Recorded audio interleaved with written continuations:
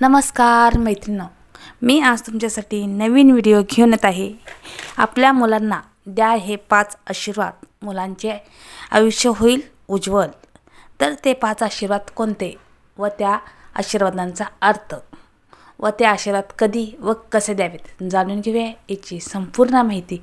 चला तर मग आपण व्हिडिओला सुरुवात करूया. आपण पालक म्हणून आपल्या मुलांच्या उज्ज्वल भविष्यासाठी आपण रात्रदिवस आपण कष्ट करत असतो आणि त्यांना उत्तम शिक्षण, सोयी, सुविधा आपण त्यांना देत असतो.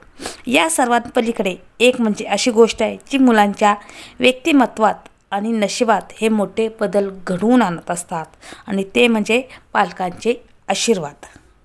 तर आता मुलांच्या डोक्यावर मायेने हात ठेवून दिलेला आशीर्वाद हा केवळ आशीर्वाद नसून तर ते एक सकारात्मकता ऊर्जेची देवाणघेवाण असते. म्हणजे आपण मुलांना आशीर्वाद देत असतो तर त्यातूनच एक चांगल्या ऊर्जेची देवाणघेवाण असते. म्हणजे दररोज न विसरता आपण ते आशीर्वाद आपल्या मुलांना आपण दिले पाहिजे. तर असे काही आशीर्वाद आहेत की आपण ते आशीर्वाद आपण आपल्या मुलांना द्यावेत. तर विज्ञानानुसार जेव्हा एखादी व्यक्ती दुसऱ्याच्या डोक्यावर हात ठेवते तेव्हा ती एक प्रकारची हस्तस्पर्श तंत्र असे म्हणतात, ज्यामुळे मुलांना सुरक्षित आणि प्रेमळ वाटतं. आध्यात्मिक भाषेत यालाच आपण शक्तिपात्र किंवा ऊर्जेचे संक्रमण असे म्हणतात. तर आपण मुलांना आशीर्वाद देताना आपण कोणते आशीर्वाद द्यावे की मुलांचे आयुष्य हे उज्ज्वल होईल. तर त्यातले पहिला आशीर्वाद आहे ते म्हणजे कीर्तिमान भव. केवळ प्रसिद्धी मिळवणे म्हणजे कीर्ती नव्हे, तर आपल्या चांगल्या कर्मामुळे समाजात ओळख निर्माण होणे म्हणजे कीर्तिमान होणे होय. म्हणजे आपल्या मुलाने समाजात चांगले काम करावे, त्या कामामुळे त्या मुलाची ओळख होत असते, म्हणजे त्या मुलाची कीर्ती होत असते. हा आशीर्वाद आपण आपल्या मुलांना दिला पाहिजे. तर हा आशीर्वाद दिल्याने मुलांमध्ये नैतिक मूल्य रुजतात आणि त्यांना समाजात सन्मानाने जगण्याची प्रेरणा मिळत असते. त्यामुळे आपण आपल्या मुलांना कीर्तिमान भव हा आशीर्वाद अवश्य द्यावा. तसेच दुसरा आशीर्वाद आहे तो म्हणजे आयुष्यमान भव.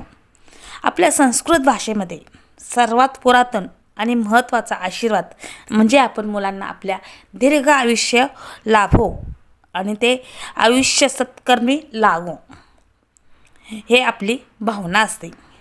तर यामुळे मुलांच्या मनात जीवनाप्रती सकारात्मकता निर्माण होत असते. त्यामुळे आपण आपल्या मुलांना आयुष्यमान भव हा आशीर्वाद आपण अवश्य द्यावा. तसेच आपण आपल्या मुलांना तिसरा आशीर्वाद आहे तो म्हणजे यशस्वी भव. यश म्हणजे केवळ परीक्षा उत्तीर्ण होणे म्हणजे नाही, तर जीवनातले प्रत्येक आव्हानाला त्या मुलाने धैर्याने समोर जावे, न घाबरता. जे काही जीवनात कोणतंही आव्हान असेल तर त्याने न घाबरता त्या आव्हानाला समोर जावे. म्हणजेच यशस्वी भव म्हटल्याने मुलांचा आत्मविश्वास वाढतो आणि त्याला कष्टाची गोडी वाटते. त्यामुळे आपण आपल्या मुलांना यशस्वी भव हा सुद्धा आशीर्वाद आपण अवश्य द्यावा. तसेच चौथा आशीर्वाद आहे तो म्हणजे बुद्धिमान भव. आता बुद्धी म्हणजे केवळ पुस्तकी ज्ञान नाही, तर चांगले आणि वाईट यातला फरक ओळखण्याची क्षमता त्या मुलामध्ये यावीत. त्यामुळे आपण मुलांना बुद्धिमान भव हा आशीर्वाद आपण द्यावा. आता हा आशीर्वाद दिल्याने मुलांची एकाग्रता वाढते आणि योग्य निर्णय घेण्यास मुलगा हा यशस्वी होतो. म्हणून आपण मुलांना बुद्धिमान भव हा आशीर्वाद अवश्य द्यावा. तसेच पाचवा आशीर्वाद आहे म्हणजे निरोगी भव. आता सुग निरोगी काया असे म्हटले जाते. शरीर आणि मन हे दोन्ही निरोगी असणे तेवढेच महत्त्वाचे आहे. कारण आजच्या काळात अत्यंत गरजेचा आहे तो म्हणजे मुलांना आपण दिलेला आशीर्वाद. तर मुलांना शारीरिक व्याधीपासून दूर ठेवण्यासाठी आणि मानसिकदृष्ट्या खंबीर बनवण्यासाठी आपण मुलांना निरोगी भव हा आशीर्वाद आपण आपल्या मुलांना अवश्य द्यावा. म्हणजे हा आशीर्वाद दिल्याने मुलांचे शारीरिक व्याधीपासून ते दूर राहतात आणि मानसिकदृष्ट्या ते खंबीर राहतात. म्हणून आपण मुलांना हे 5 आशीर्वाद हे अवश्य द्यावे.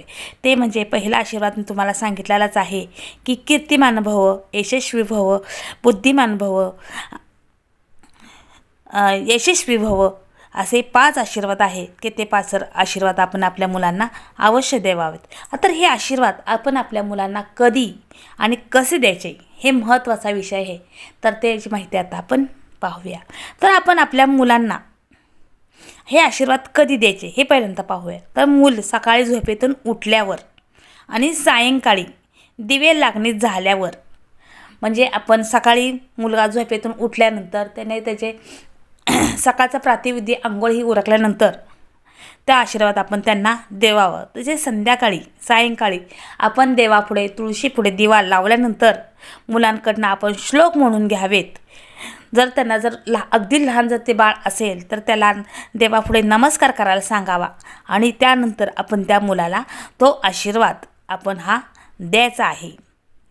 तर असं नाही तर किंवा रात्री झोपण्यापूर्वी तर हा आशीर्वाद दिला तरी त्या मुलाला चालेल. तर तो आशीर्वाद आपण कसा द्यायचा ते आता आपण पाहूया. तर मुलाच्या डोक्यावर आपण आपला उजवा हात मायेने ठेवायचा आहे आणि त्याच्या डोळ्यात डोळे घालून स्मित हास्य करून हे आशीर्वाद आपण आपल्या मुलांना द्यायचं आहे. हे आशीर्वाद दिल्यामुळे पालकाचे आणि मुलाचे नातं घट्ट होतं आणि मुलाला एक प्रकारची मानसिक संरक्षण मिळते. त्यामुळे आपण मुलांना हे आशीर्वाद आपण द्यायचे आहे. त्यांच्या आयुष्यात हे सुख समृद्धी आयुष्य त्यांना लाभो अशा आपण देवापुढे प्रार्थना करायची आहे. तर असा माझा छोटासा व्हिडिओ कसा वाटला तो कमेंट बॉक्समध्ये मला नक्की सांगा. असेच नवनवीन व्हिडिओ पाहण्यासाठी तुम्ही माझ्या चॅनेलला सबस्क्राईब करा आणि व्हिडिओ लाईक करा. धन्यवाद धन्यवाद धन्यवाद.